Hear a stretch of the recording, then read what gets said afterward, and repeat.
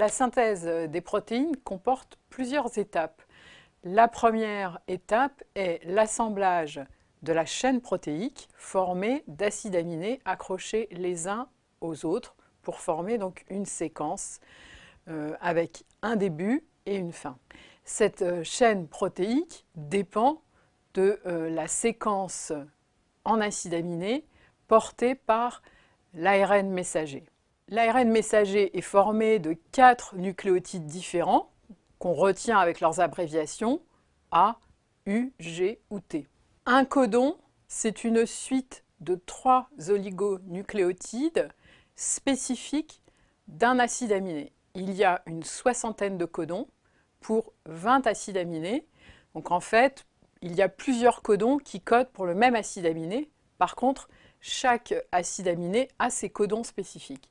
Donc l'ARN messager est une suite de codons. Donc chaque codon indique finalement l'acide aminé qui va constituer la chaîne protéique. Cet ARN messager, il vient du noyau, il est sorti dans le cytoplasme, il est libre dans le cytoplasme et va s'associer à l'ARN messager un complexe de protéines groupées entre elles qui s'appelle le ribosome. Le ribosome va se fixer sur l'ARN messager en début d'ARN messager et il va commencer à avancer sur l'ARN messager en lisant le code génétique, c'est-à-dire codon par codon. Un codon très important, c'est le codon initiateur, c'est-à-dire celui qui débute la synthèse des protéines, qui est toujours une méthionine. C'est un codon qui est toujours un codon AUG. Donc quand on a la séquence d'un ARN messager et que l'on voit un codon AUG, on peut en déduire que c'est probablement à cet endroit-là, dans l'ARN messager, que commence la synthèse protéique. Ensuite, à côté de ce codon plus l'ARN de transfert méthionine, il y a le deuxième codon, codant pour le deuxième acide aminé de cette protéine.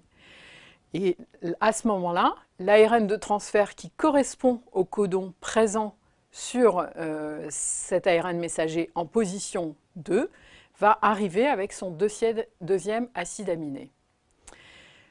Une réaction enzymatique va suivre qui va permettre à la méthionine portée par le premier ARN de transfert d'être en fait libérée de cet ARN de transfert et transmise sur le deuxième acide aminé. Donc on a un début de chaîne maintenant avec une méthionine qui est reliée au deuxième acide aminé.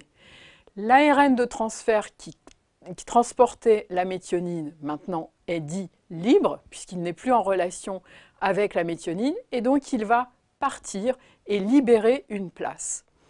À ce moment-là, le ribosome va encore avancer d'un codon, ce qui fait qu'il y a de nouveau une place pour un nouvel ARN de transfert en position 3. Donc un troisième ARN de transfert arrive avec un acide aminé et la séquence de 2 acides aminés qui sont portés par le deuxième ARN de transfert sont à ce moment-là transférés sur le troisième. Et ainsi de suite, les 3 acides aminés sont ensuite transférés sur le quatrième, etc., etc., etc.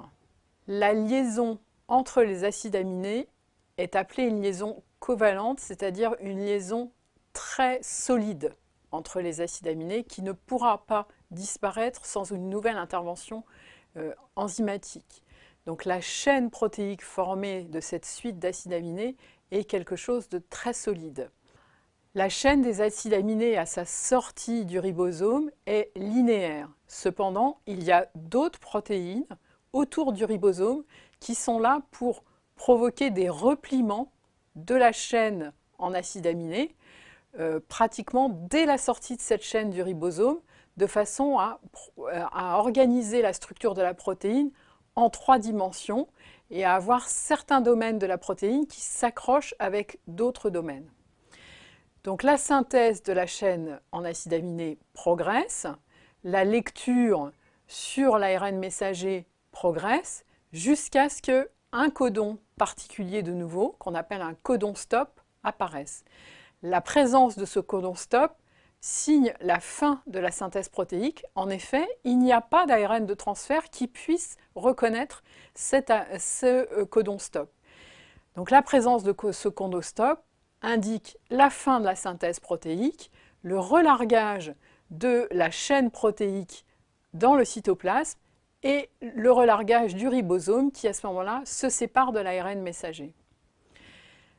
Dernière information, pour un ARN messager donné, il y a plusieurs ribosomes qui, en même temps, vont lire cet ARN messager. Toutes les protéines qui sont issues de la lecture d'un ARN messager sont identiques entre elles, mais on a un phénomène d'amplification entre un seul ARN messager et 30 copies de protéines qui sont fabriquées à ce moment-là. Certaines protéines sont synthétisées entièrement dans le cytoplasme à partir des ribosomes et les ARN messagers qui sont dits libres dans le cytoplasme. Ces protéines sont destinées soit à rester dans le cytoplasme, ce sont par exemple les protéines du cytosquelette, soit à rejoindre quelques compartiments endomembranaires, par exemple la mitochondrie ou certaines vésicules. Les protéines qui sont destinées à la membrane plasmique ou destinées à partir à l'extérieur de la cellule dans la circulation sanguine voient leur synthèse débuter dans le cytoplasme, mais se poursuivre dans le réticulum endoplasmique. Les protéines des ribosomes, par exemple, sont des protéines qui sont synthétisées dans le cytoplasme, qui vont être rapatriées dans le noyau, qui vont être assemblées en ribosomes dans le noyau et qui vont ressortir du noyau pour ensuite s'associer à des ARN messagers. Toutes les protéines du noyau sont synthétisées dans le cytoplasme et sont ramenées ensuite dans le noyau. Certaines d'entre elles peuvent ressortir dans le cytoplasme ensuite.